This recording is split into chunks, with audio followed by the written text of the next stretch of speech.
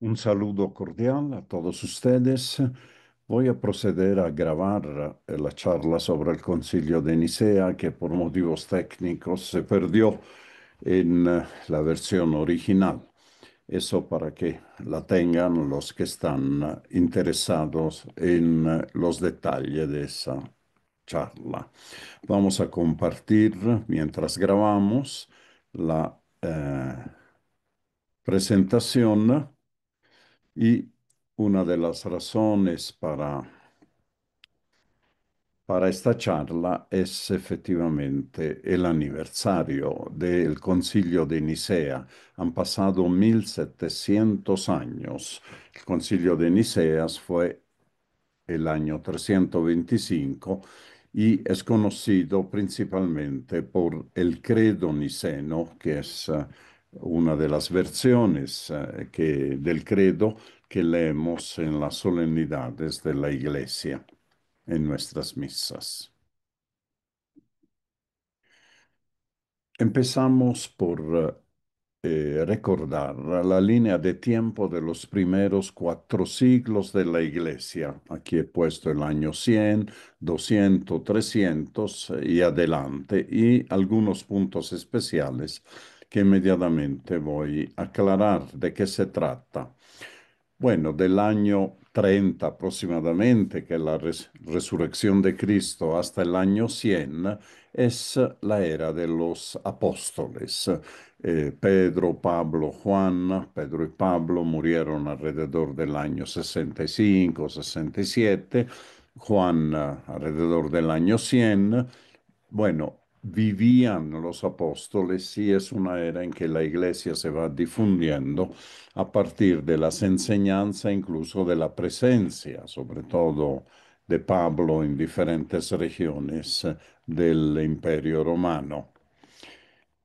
Entre el año 100 y el año 200 pasamos a la época de los padres apostólicos.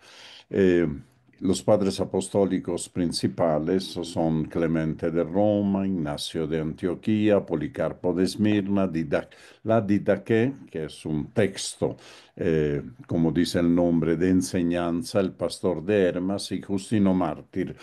Es un tiempo en que hay persecuciones, pero también hay un interés principal alrededor de la pastoral.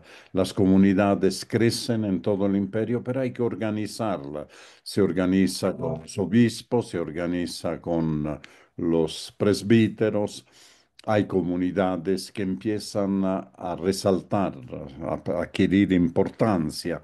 Antioquía, gracias a la presencia de Pablo, que estuvo ahí, Alejandría, bueno, y obviamente Roma por la presencia de Pedro y Pablo.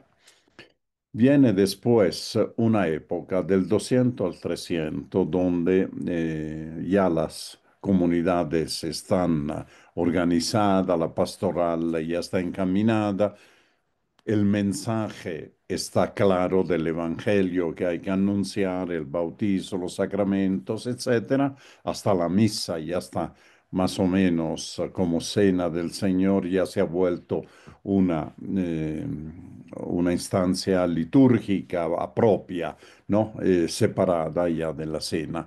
Es el tiempo de los padres apologetio. Apologetio significa defensores, los que defienden la fe. ¿Por qué? Porque empieza a haber herejías, es decir, empieza a haber visiones, sentencias, enseñanza diferente de las que tienen mayor consenso entre las comunidades. Hay personajes muy importantes, intelectuales, como Orígenes, Tertuliano, Cipriano, Hipólito, Ireneo de León en el occidente. La mayoría, como ven, son del oriente, donde estaba el centro de masa, digamos, de la iglesia.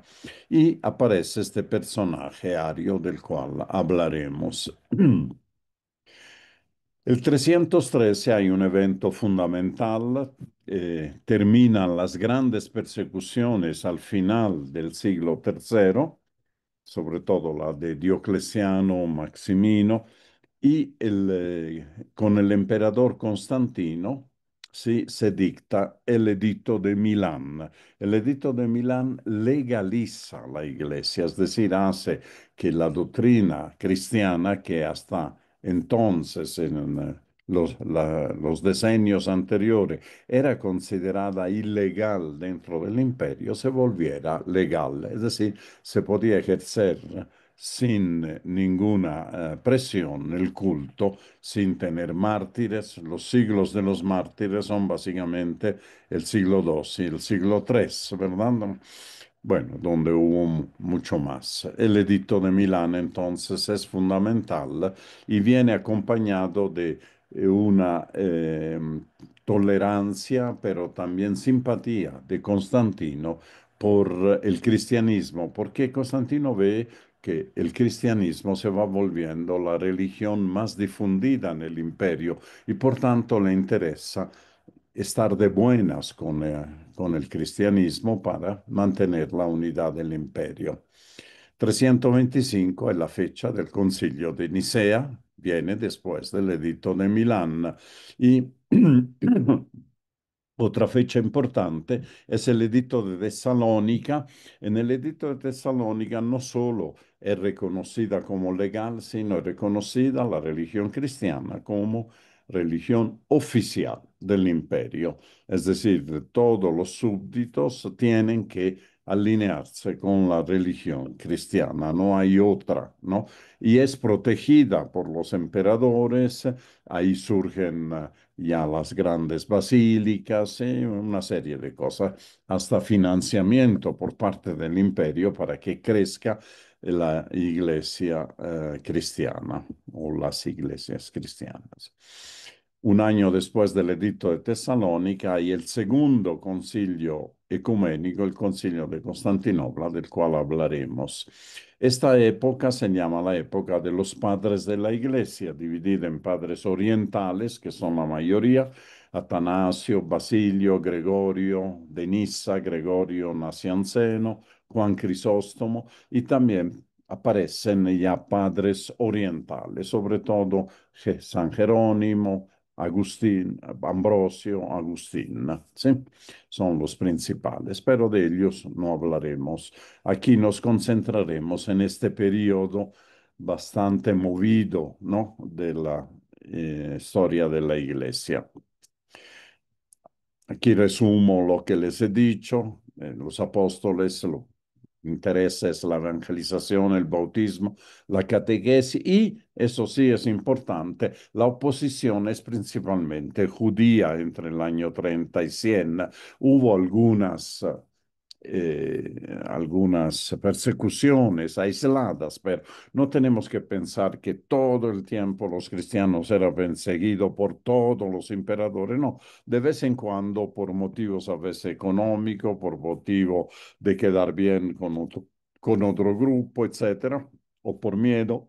Había persecuciones, pero la oposición al comienzo fue judía. Eran los temas en que se diferenciaban los cristianos de los judíos. Entre el año 100 y 200, el tiempo de los padres apostólicos, hay una gran expansión geográfica, hay persecución y organización de la vida interna. Esto es lo principal, la pastoral, ¿verdad? Obispo, liturgia, y la oposición principal es pagana. Entre el año 200 y 300, los padres apologistas empiezan las disputas internas. Entonces, por un lado, hacia afuera hay grandes persecuciones, pero hacia adentro hay herejía. Empiezan a aparecer estas herejías. Herejía significa sentencias que se alejan del consenso. Entonces son manera de ver ciertas verdades de la fe de una manera diferente. ¿Cómo se resuelve la herejía? Se resuelve a través de sínodos, es decir, locales. Los sínodos son en una diócesis, sobre todo las grandes. Alejandría, Antioquía eran las sedes principales en el oriente. Roma obviamente era la sede principal en el occidente.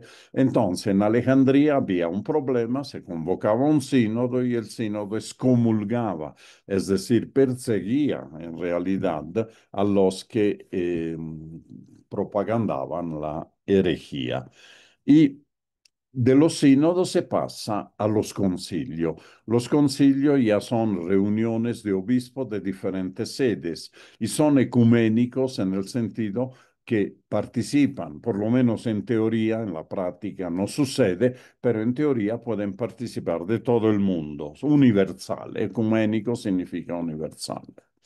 Edicto de Milán, ya hemos dicho, legaliza la relación cristiana y los primeros concilios ecuménicos que tienen que hacer frente a estas herejías son los concilios de Nicea, 325, y después le siguen Concilio de Constantinopla, Concilio de Éfeso 431 y el de Calcedonia, como ven todos en lugares del Oriente, todo en la actual Turquía, para entendernos. ¿Cuáles eran las principales herejías antes del Concilio de Nicea? Hubo varias. Al comienzo de la Iglesia, la filosofía pagana se introdujo dentro de del Evangelio, del anuncio. Entonces aparecen cócteles, ¿no? De filosofías paganas, judaísmo y evangelios. Entonces se trata de introducir ideas filosóficas dentro del Evangelio. La defensa fue el Evangelio de Juan, es una defensa contra el gnosticismo y reciente, digamos, de alguna manera el Evangelio de esa polémica. Estamos a finales del siglo I. Ireneo de León, un gran campeón de un freno, un muro contra el gnosticismo y Tertuliano. El marcionismo fue una herejía bastante peligrosa porque rechazaba el Antiguo Testamento. El Antiguo Testamento es viejo, entonces ya no sirve una nueva religión. Entonces es una herejía antijudía que fue contra el cual hubo una defensa muy fuerte de grandes intelectuales de la época que no son santos como Tertuliano, como Orígenes. San Clemente de Alejandría sí es santo. Bueno, ¿por qué no son santos? Porque eran, digamos, una especie de teólogos, podríamos decir, que a veces se le chuntaban, otras veces no. Es decir, a veces estaban con la ortodoxia, otras veces estaban más tibios. Montanismo fue también una herejía peligrosa porque pregonaba un cristianismo puramente carismático, rigorista y ascético, es decir, una religión que era simplemente individualista, porque de eso se trata, ¿no? Y la razón de eso era que pregonaban la inminencia del fin del mundo. ¿Sí? Entonces, si el fin del mundo está cerca, hay que prepararse, hay que ser ascético, no hay que comer, no hay que beber, hay que retirarse al desierto, cosas así. Y la defensa fue Hipólito, sobre todo la realidad, porque todos los que anuncian el fin del mundo tienen que anunciarlo no muy cerca, ¿no? Para no ser desmentido, no muy lejos para que nadie le crea, pero tiene que poner una fecha y cuando llegue esa fecha la realidad los desmiente. El maniqueísmo es una filosofía, yo diría más que una religión de origen persa, del Oriente viene, que pregona un dualismo radical entre bien y mal. Hay dos principios, la luz y la materia, el bien y el mal que luchan entre sí. Y esto va en contra del monoteísmo. Hay un solo Dios que es bueno y el Antiguo Testamento es claro, es el que crea la luz y las tinieblas, así que no hay por dónde perderse.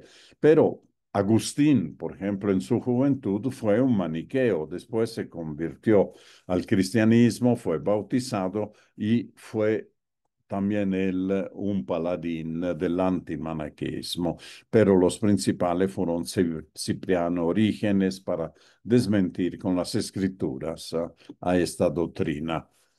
El modalismo también es interesante. ¿Por qué? Porque ya en el siglo tercero y cuarto, principalmente, se trataba de consolidar la fe cristiana ya como doctrina. ¿Por qué? Porque la filosofía griega empezó a pedir cuentas al anuncio, al evangelio, de coherencia racional, ¿verdad?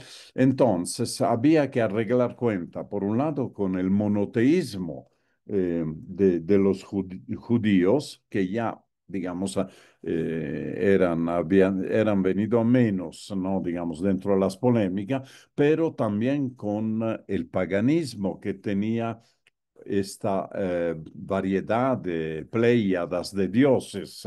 Entonces, ¿qué era el cristianismo? ¿Era el judaísmo un solo Dios o era un paganismo reformado con dos o tres dioses, con el Dios Padre, el Dios Hijo, el Dios Espíritu Santo? Entonces, algunos pensamientos buscaban superar esto diciendo, no, hay un solo Dios, pero el modalismo significa que son tres figuras. Moda en el teatro es la máscara. Entonces, un solo Dios que una vez se pone la máscara de padre y actúa como padre, otra vez se pone la máscara de hijo y actúa en el teatro del mundo, del universo como hijo, y se pone la máscara del Espíritu Santo. Bueno, la defensa no fue complicada, fue a cargo de Tertuliano, Hipólito y Dionisio. Hay textos, además del Evangelio, donde aparecen los tres. Uno, si se pone una máscara, tiene que aparecer uno a la vez. No pueden aparecer los tres juntos, ¿no? Las tres máscaras juntas, si no serían tres personas diferentes. Entonces, en el bautismo de Jesús, por ejemplo, aparece Jesús, aparece la voz del Padre y aparece el Espíritu Santo. Bueno, el modalismo también pasó rápidamente. Pero era una tentativa para resolver las objeciones de su tiempo. Pero la más fuerte de las herejías fue el arrianismo, fue la más influyente y exitosa desviación teológica, en la que fue objeto de lo que provocó el concilio de Nicea. Por tanto, la veremos un poquito más en detalle. Ario. Ario, ¿quién fue? A veces pensamos que los herejes son personas malvadas, son personas, qué sé yo, mal ejemplos para la vida. No, era una personalidad teológica, no era un obispo, era un cura, un presbítero, vivió entre el 250 y el 336, entonces vivía cuando el concilio de Nicea del 325. Sabemos por escritos de la época que era muy culto, era ascético, no era ningún personaje, digamos, de mala fama, ascético, profundo conocedor de las escrituras, ¿sí? Además era un gran orador, era músico, él enseñaba con himnos, con canto, eso era mucho más fácil, ¿no? Entrar en el pueblo. Sabemos nosotros la importancia en nuestra liturgia de los cantos, de la música. Y era una figura atractiva, el vicepresidente de tutto diría sexy, ¿no? Para el pueblo y para las mujeres. Es decir, era todo un personaje, ¿verdad? Era originario de Alejandría, donde se cultivaba más la escuela metafórica de interpretación de las escrituras. ¿Qué decía la escuela de Alejandría? No hay que tomar a la letra lo que dicen las escrituras, hay que interpretarla. Mientras la escuela de Antioquía decía que hay que hacer una exegesis, una interpretación literal de las escrituras, que por entonces eran completas con los deuterocanónicos. Ahora bien, el tema es que cada uno se va a un extremo. Hay pasajes que por el género literario tienen que interpretarse metafóricamente, pero hay otro pasaje donde la interpretación literal es importante. Bueno, como las dos escuelas eran opuestas, cada una no enseñaba su propio método. Ahora, este Ario era de Alejandría, era un presbítero, cuando el obispo era Alejandro y su consejero, su asesor era Atanasio. Muy bien, él pertenecía a la diócesis, podemos decir, de Alejandría, pero seguía la escuela de Antioquía. Era un seguidor de la interpretación literal de las escrituras. ¿Sí? Hubo un sínodo local en Alejandría, sus ideas fueron debatidas, fueron rechazadas, fue excomulgado, fue exilado, perseguido por sus ideas. Tuvo que irse a predicar a otro lado y a otro lado también tenía seguidores, inmediatamente hizo acólitos. No, no quedan escritos completos de él. Es muy difícil juzgar el pensamiento de Ario porque nos ha llegado indirectamente por gente que lo criticaba. Entonces exageró sin duda en algunas sentencias. Bueno, ¿por qué no quedan? Porque Constantino, después del concilio de Nicea, los hizo desaparecer. No quería divisiones dentro de la iglesia. ¿Dónde están los escritos de Ario? Los papiros, los pergaminos, tráiganlo y quémalo. Quedan fragmentos de algunas cartas que él dirigió y las interpretaciones de sus opositores que reportaban sus ideas y las criticaban. ¿Cuál era la temática en que intervino Ario? Intervino en la polémica cristológica, es decir, cómo entender la divinidad de Jesucristo, Hijo de Dios. Que Jesucristo era Hijo de Dios, nadie lo ponía en duda. Pero, ¿cuál era? ¿Cómo había que entenderlo? ¿Era igual que el Padre? ¿Era menos que el Padre? ¿Qué significa que tuvo un Padre, que fue creado, fue generado? Son métodos de la filosofía pagana, de la filosofía griega, helenista, que se aplicaban a la teología católica. Vamos entonces, pasamos. Entonces, vemos en detalle, muy brevemente, porque no es la intención de hacer una clase de teología, ¿no? La tesis cristológica, es decir, la tesis acerca de Cristo, de Ario.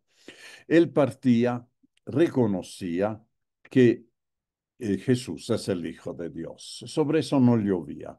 Lo tenía claro que Jesús era hijo de Dios. Y cuando las escrituras, porque se atenía a la letra, se habla del Hijo, él identifica el Hijo con el Cristo, con Jesús, y por tanto no ponía en duda la divinidad de Cristo. Bueno, pero ¿qué significaba eso? Para Orígenes, por ejemplo, el logos que es mencionado por el Evangelio de Juan al comienzo, ¿sí? En el principio existía la palabra, que en griego se dice logos, pero logos tiene un significado mucho más amplio que la palabra castellana palabra. Significa el principio o algo así. En principio existía la palabra y la palabra estaba con Dios y la palabra era Dios. Este es el logo.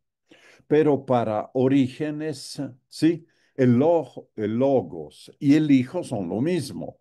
Ahí se habla del logos, después se habla del hijo en el Evangelio de San Juan, pero no puede separarse los dos. Sin embargo, Orígenes piensa que el hijo es inferior al padre. Para esto tiene un versículo 14:28 que dice, habéis oído que os he dicho, me voy a volver a vosotros, me voy y volveré a vosotros. Si me amarais, os alegraríais de que me fuera al Padre, porque el Padre es más grande que yo. Esas son palabras de Jesús. La escuela de Antioquía lo tomaba a la letra. Si el Padre es más grande que yo, dice Jesús, entonces el Hijo, Jesús, es inferior al Padre. ¿En qué es inferior? En gloria y en poder. Y hay varias sentencias en varios versículos en el Evangelio de San Juan donde se muestra que el Padre puede cosas que el Hijo no puede, ¿no? Esto está reservado al Padre, etcétera. Esta postura preservaba la unicidad de Dios frente al politeísmo pagano y además se mantenía en sintonía con la fe judía en el sentido que el Dios Padre es único, ¿verdad? Esta es la posición de Orígenes, pero Ario va más allá. Ario separa el logos del hijo y dice que el padre es anterior al hijo. ¿Qué significa que es anterior al hijo? Que una vez leo lo que he escrito para no confundirme, una vez, que no significa un tiempo, porque el tiempo no existía todavía. Dios no era padre. Dios se volvió padre al crear al hijo, o sea, interpretado con nuestros paradigmas. El único Dios de Abraham, de Isaac, de Jacob, Yahvé, ¿verdad? El Dios de los judíos, único, se vuelve padre el momento que crea el Hijo. ¿Quién es?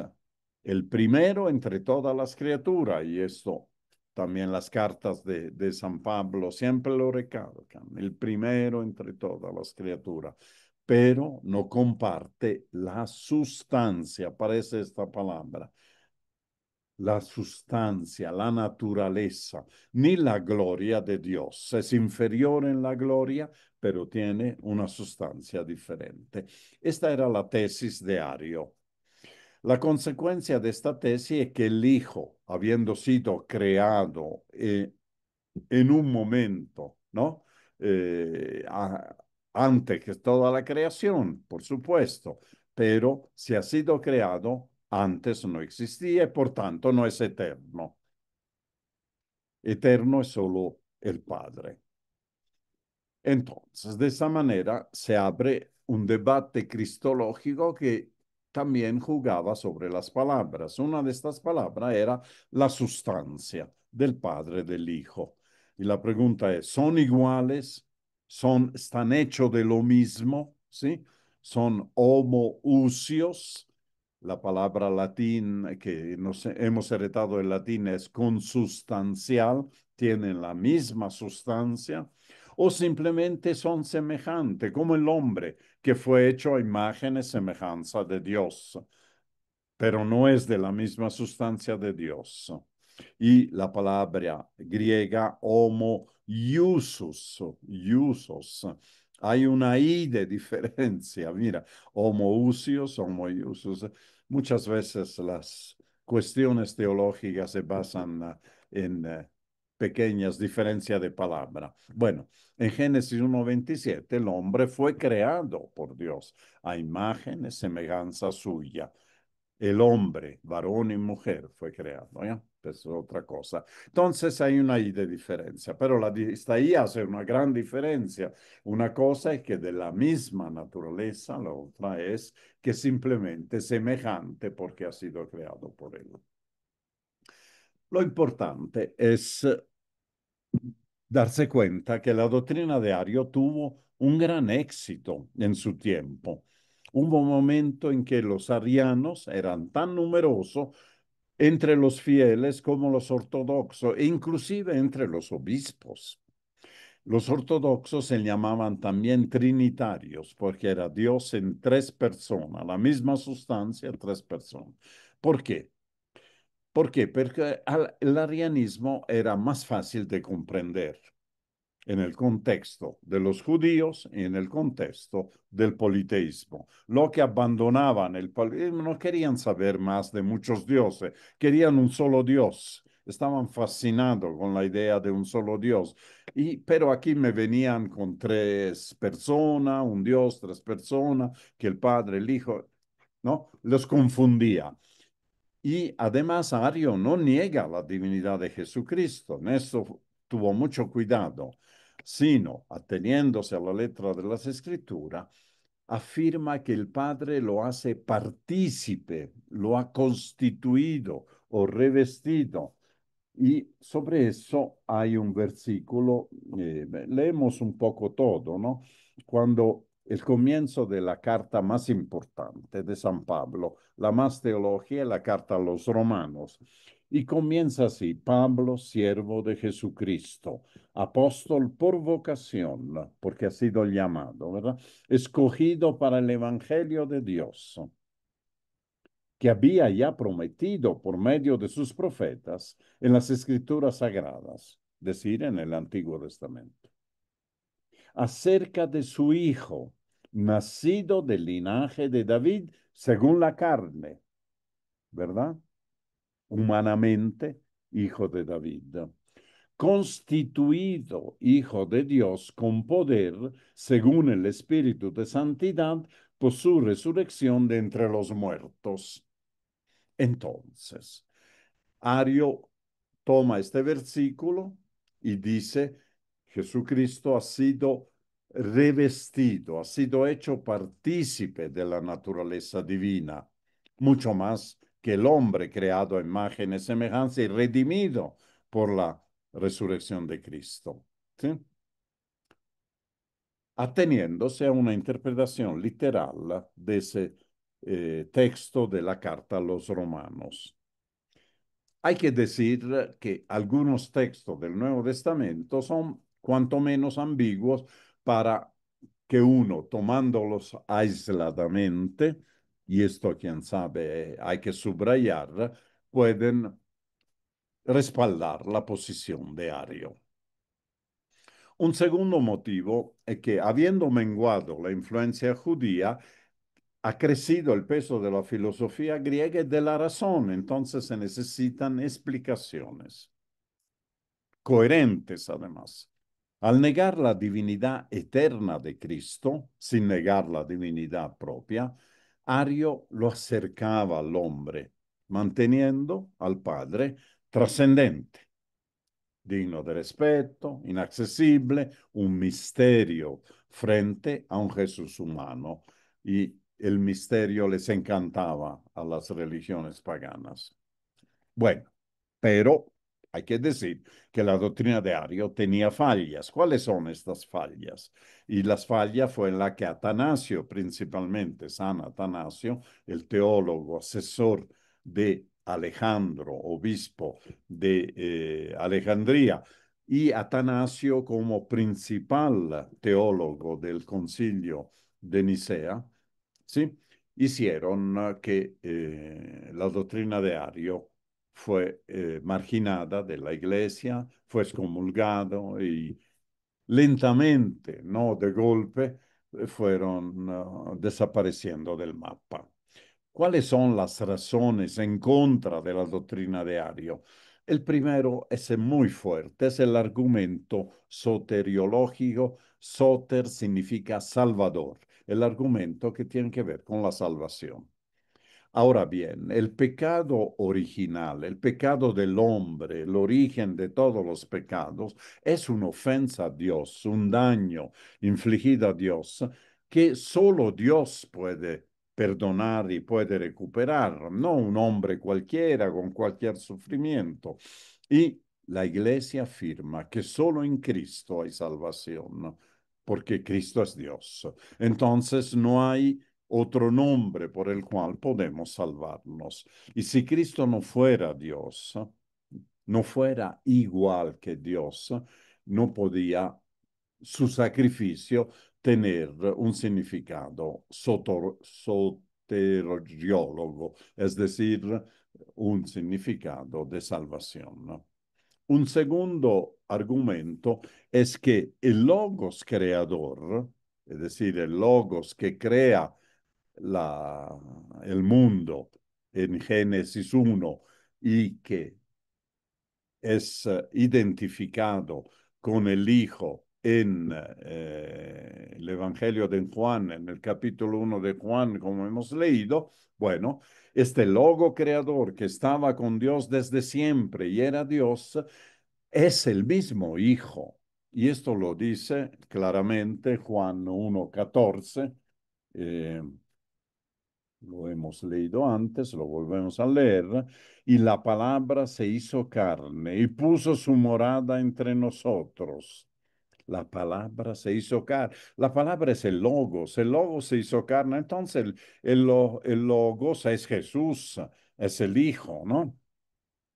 Y hemos contemplado su gloria, gloria que recibe del Padre como Hijo único, lleno de gracia y de verdad. Entonces, esa proposición de Ario de que el Hijo y el Logo son diferente no tiene fundamento en la escritura.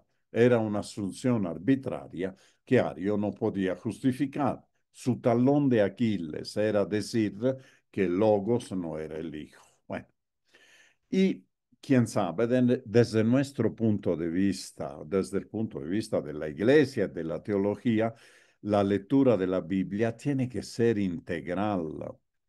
Es decir, tiene que leerse todo, no un versículo aislado y con este versículo aislado construir un castillo de arena, ¿verdad? Para construir un castillo sólido se necesitan una estructura y esta estructura hace que la Biblia tiene que leerse toda, integralmente. Entonces, no un versículo aislado, sino este versículo manda otro, es aclarado por otro, es el método exegético, la lección que hacemos hoy, ¿no? Además, había muchas sentencias en las escrituras que contradecían a Ario. Por ejemplo, que Jesús hace las mismas obras del Padre. Yo hago lo mismo que el Padre. ¿Quién ha visto a mí, ha visto al Padre? Esta identificación de Jesús en la última cena con el Padre. Y algo que a veces pasa desapercibido, que Jesús se hace dueño del sábado. Ahora bien, ¿por qué? Porque el sábado no es una norma más dentro de la piedad judía, es una ley divina impuesta por Dios en la creación. 6 días trabajó, el séptimo descansó. Es una ley divina. Entonces, que Jesús de alguna manera se haga intérprete de la ley divina del sábado hace que solo Dios puede hacer eso, ¿verdad? Esta ley divina del sábado tiene una dimensión vertical, apunta directamente a Dios y Jesús asume la responsabilidad de interpretar esta ley divina en las curaciones, en los milagros, en comer, incluso en violarla. El único que puede violarla es el que ha hecho la ley. Ahora bien, en este contexto interviene el emperador Constantino, el mismo del edicto de Constantino, ¿verdad? Que quiere mantener la unidad del imperio y por tanto convoca y preside, no solo convoca, fíjense, hoy en día un concilio ecuménico lo convoca el Papa y lo preside el Papa, pero entonces fue Constantino el que tomó la iniciativa, convoca y preside el concilio ecuménico de Nicea con el fin de dirimir la controversia. Ahora bien, si nosotros miramos a un mapa del Imperio Romano, ¿sí? Podemos ver que la difusión del cristianismo al tiempo del Concilio de Nicea no era muy homogénea. Es decir, había cristianismo en toda la región del imperio, obviamente, ¿sí? Pero no con la misma intensidad. El cristianismo tenía raíces en ciertos lugares, sobre todo en la actual Turquía, en el Asia Menor, ¿no? En toda esta zona, desde Jerusalén hasta Constantinopla, que recién se estaba llamando Constantinopla, ¿no? Por Constantino. Una parte de Grecia, miren, Macedonia era fuerte la iglesia, pero en Grecia hasta San Pablo fracasó, ¿no? Con anunciar el Evangelio en Atenas, pero en Corinto sí había una fuerte comunidad. Después en Alejandría había una fuerte comunidad, como hemos visto, igual que la otra de Antioquía, que eran los grandes centros, ¿no? Antes de Constantinopla. Aquí en Cirene también había una tradición cristiana. Cartago y toda lo que hoy Túnez, ahí había una gran comunidad cristiana, ¿sí? En España y en Gibraltar, podríamos decir, en el sur de España, había también en León otra comunidad, ¿sí? Otún, Treveris, Roma, por supuesto, Nápoles, Siracusa y algo en Dalmacia. San Jerónimo era de Dalmacia. Aquilea, Aquilea está en esta región, diríamos Eslovenia o de hoy en día. Bueno, digamos, si bien estaba difundido, había cristianos en todo lado, comunidades fuertes cristianas había solo en ciertos lugares. En gran parte estaban concentradas en la actual Turquía, en las regiones del Asia del Imperio. Aquí dice grandes comunidades, otras comunidades. Para ubicarnos, aquí está Nicea, que hay un error, dice Nicodemia, Nicomedia, ¿no? Y si nosotros vamos a un mapa actual, ¿sí? Vemos que Nicea está en esta región. Aquí hay un lago. El nombre actual de Nicea es Iznik. Nicea viene de Nike, que significa victoria, ¿no? Algo así. Y aquí Izmit es la que se llama Nicomedia. Veremos que Nicomedia jugó también algún papel. En esta región están también eh, algunas otras ciudades importantes, como Calcedonia. Aquí está Calcedonia de Nicomedia frente a Constantinopla. Por esta, debe ser esta Sinarzik. Y Éfeso está mucho más abajo, ¿no? Está más al sur, no está en el mapa de derecha. Pero vamos a los retroescenas del Concilio de Nicea. Participaron más de 300 obispos, una gran cantidad. Debía haber por entonces 400 obispos, tal vez un poco más, pero fue realmente un concilio ecuménico. Fueron de todo el imperio, aunque no todos pudieron llegar, con pasajes y viáticos pagados por el emperador, pero la mayoría obviamente provenía del oriente, ya sea por la cercanía, ya sea porque la mayoría de las comunidades importantes estaban en el oriente. El papa era Silvestre I, era un papa anciano que reinó desde el 314 al 335, pero él no pudo viajar, mandó dos delegados pontificios que tuvieron un lugar de prestigio porque firmaron las conclusiones junto al emperador a la clausura del concilio que fue el 25 de junio del 325. Fue convocado, como hemos dicho, por Constantino como concilio ecumenico, y aquí nace esa mezcla del poder político con el poder religioso que se llama cesaropapismo. Volveremos sobre eso. En el bando trinitario, en esa esquina, ¿no? Estaban los arianos, digo, en el bando trinitario estaban los ortodoxos, ¿sí? Cuyo campeón era Atanasio, el teólogo de Alejandría.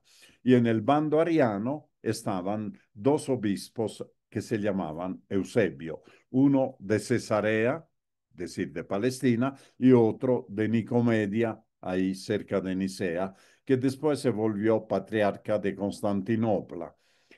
Eran del bando ariano, es decir, defendían las ideas, simpatizantes de las ideas de Ario. Bueno, este Eusebio de Nicomedia después, obviamente, dejó de lado el arianismo, parece no del todo, pero es importante porque bautizó a Constantino en su lecho de muerte. Recién cuando murió Constantino, se bautizó al, en el lecho de muerte. Pero vamos a las conclusiones, ya estamos yendo hacia el final. Las conclusiones fueron, primero, el credo niceno, ¿sí? Que rezamos también nosotros, que estableció que el Hijo es de la misma sustancia del Padre. Y esto es la base de la doctrina trinitaria. Esta fórmula después fue ampliada en el sentido que se puso una sentencia exclusiva para el Espíritu Santo en el Concilio de Constantinopla. A raíz de eso surge la iglesia, se funda y se fabrica, se construye la iglesia de Santa Sofía. Sofía no es un nombre de mujer. Sofía significa sabiduría. Justamente es la iglesia hecha en honor del Espíritu Santo que en el Concilio de Constantinopla fue reconocido expresamente, ya era reconocido, pero expresamente en el credo de Nicea. La condena del arianismo con relativa excomunión, sin que por eso se extinguiera, ¿sí? Se extinguiera inmediatamente el arianismo. El arianismo siguió durante más de un siglo todavía. Fijación de la fecha de Pascua, esto fue también otro logro y se fija de la misma manera que se fija hoy en día. Cambió el calendario, pero la manera de fijar la Pascua en la iglesia sigue siendo la misma. Se promulgaron 20 cánones acerca de la vida interna de la iglesia.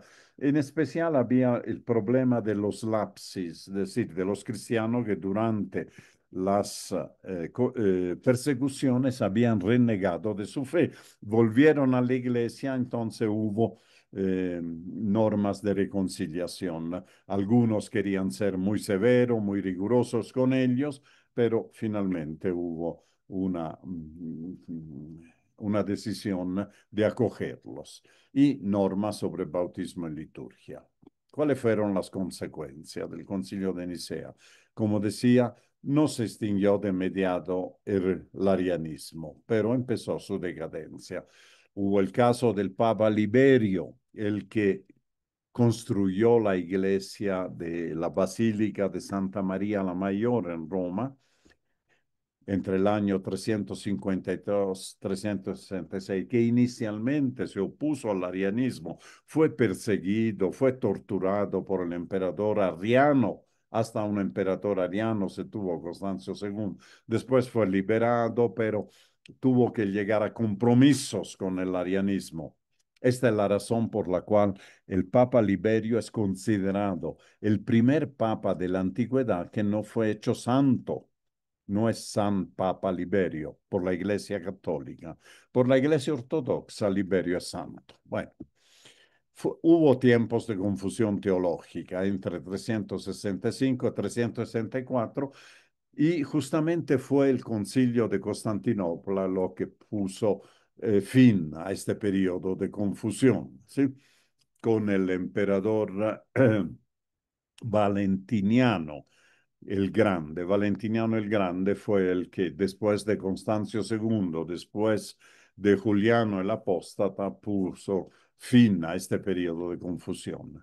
El credo niceno fue retocado en el Concilio de Constantinopla una vez que la Iglesia era religión oficial. El protagonismo de los teólogos empezó a sentirse en la Iglesia. Era importante evitar todas desviaciones de las herejías. Y el césaropapismo, que ya mencioné, esa compleja relación entre poder político y poder espiritual, bajo el concepto de que la unidad del imperio se basa en la unidad de la fe.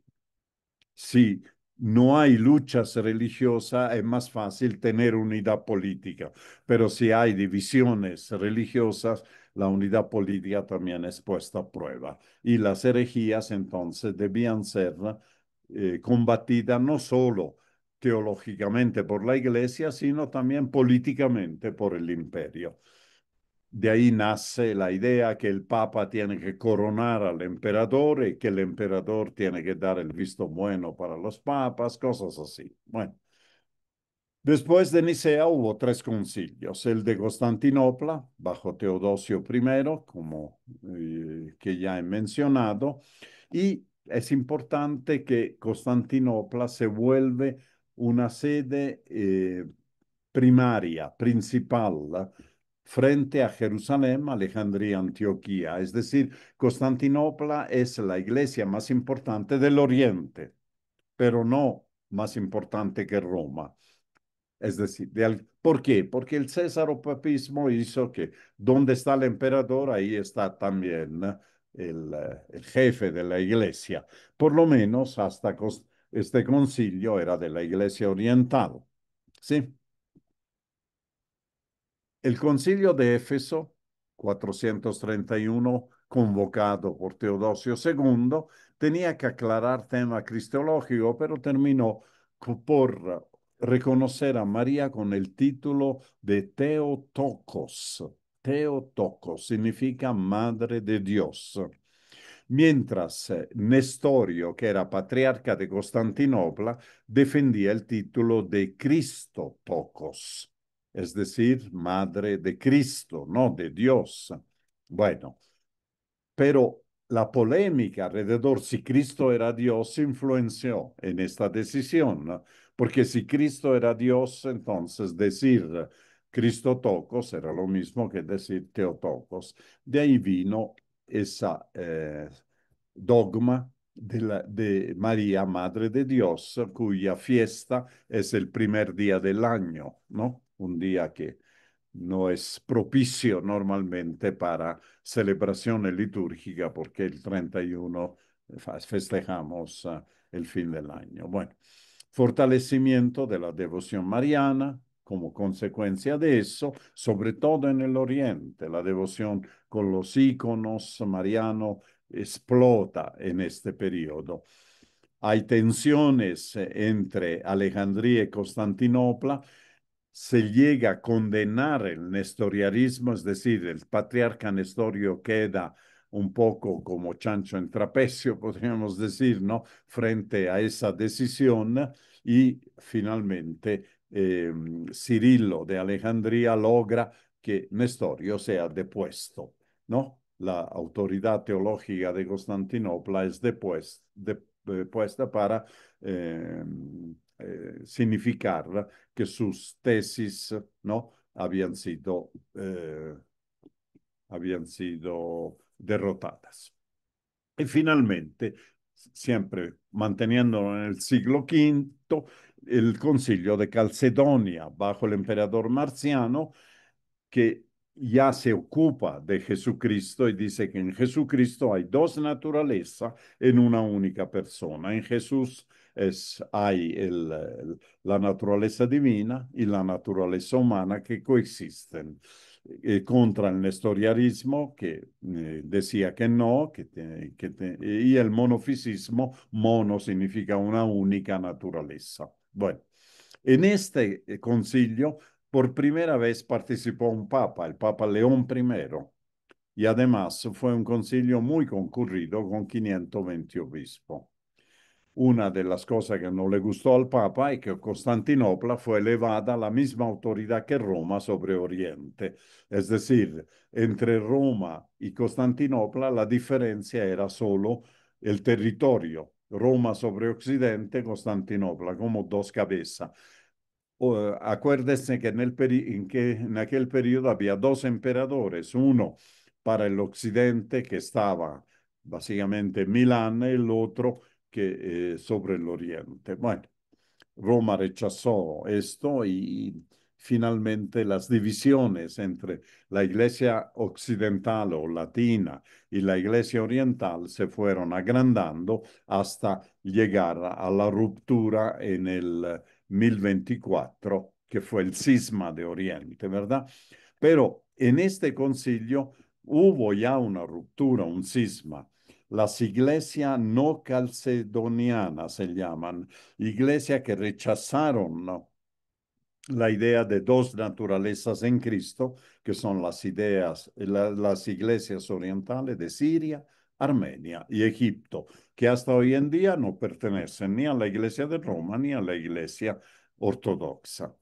Entonces, la relación entre las iglesias ortodoxas en Imperio Persa, la iglesia ortodoxa, se hizo más estrecha, pero se mantuvieron también enclaves de iglesias católicas ortodoxas, es decir, ligada a Roma, pero de rito ortodoxo. En especial la iglesia del Líbano, ¿no? Ha quedado como una de las iglesias, digamos, ligada a Roma, son una iglesia católica, pero que tiene su propio rito, incluso tiene los curas que se casan, no tienen sus propias tradiciones y su propia disciplina. Y con eso terminamos este breve recorrido que tenía la intención de hablar del concilio de Nicea, pero que hemos tenido que ponerlo en el contexto del siglo IV y del siglo V. Muchas gracias, aquí paramos y esperamos vernos en una próxima ocasión para nuestras lecciones.